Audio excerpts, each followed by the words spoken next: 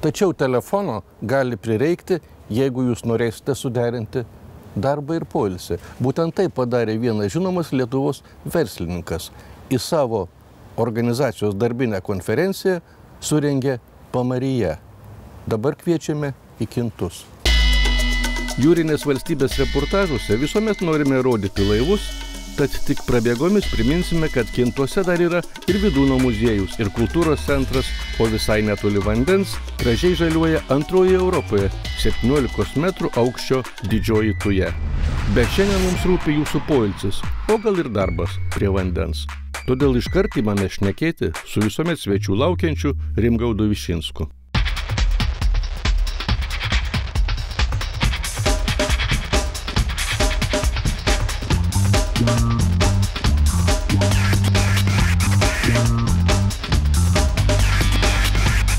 Direktoriau, 100 metų nebuvau pas jūs ir tikrai labai viskas gražu ir pasikeitė.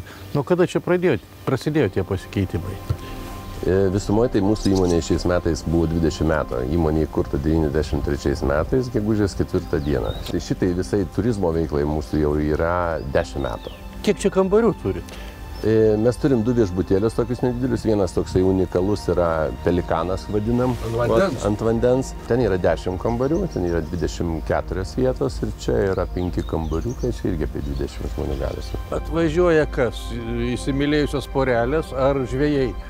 Iš tikrųjų, žvejai tai vis tiek, tikri žvejai mėgsta gamtą, mėgsta kaip palapinę, valtelę kokią paplaukti. Taip žmonės atvažiuoja praleisti laiką, atvažiuoja nemažai užsieniečių ir lietuvių. Aišku, savaitgaliai pas mus pagrinde dabar jau užimti iki pat rugsėjo mėnesio.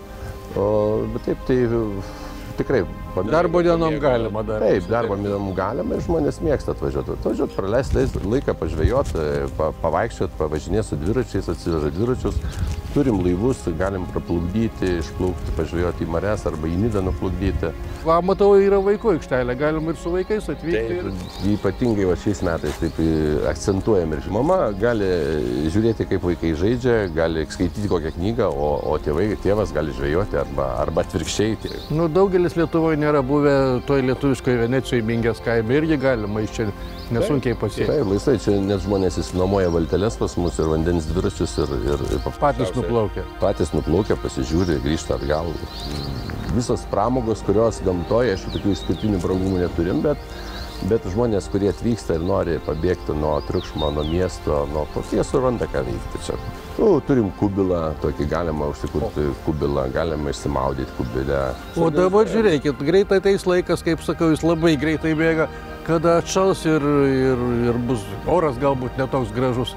Gali vis tik tai priimsit svečius ir spalį lapkritį? Priimsim, mes kiaurus metus minėjom svečius ir jokių problemų, aišku, žiemą tai priklauso nuo to, kokia atrakcijas, nuo to, kokia ta žiema būna. Kas laukia darosi. Kas laukia darosi, bet tai čia tikrai atvažiuoja savaitgaliais ir žiemą. Irgi ta pati žvejyba, ta pati šitą su sniego motociklais galima pavažinėti. Irgi turit? Turim. Galima šitą paprasčiausią pačiužinėti su pačiūžom. Čia aikštelės padarom tokią slidinį pačiūžom. O dabar tvenkiniai. Ten yra specialiai įveista žuvis žvejams, ar kaip?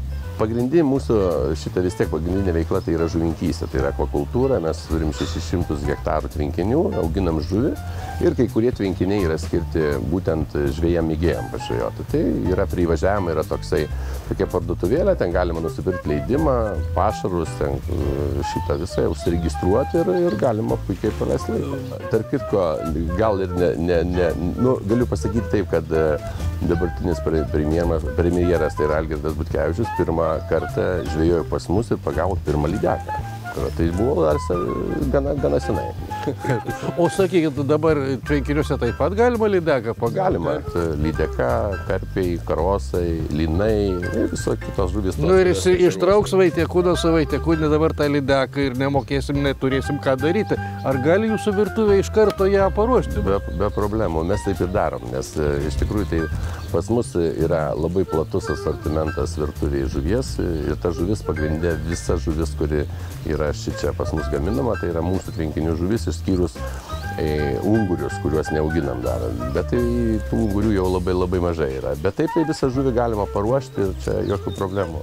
Nu, toks subtilus, bet lietuviškas klausimas.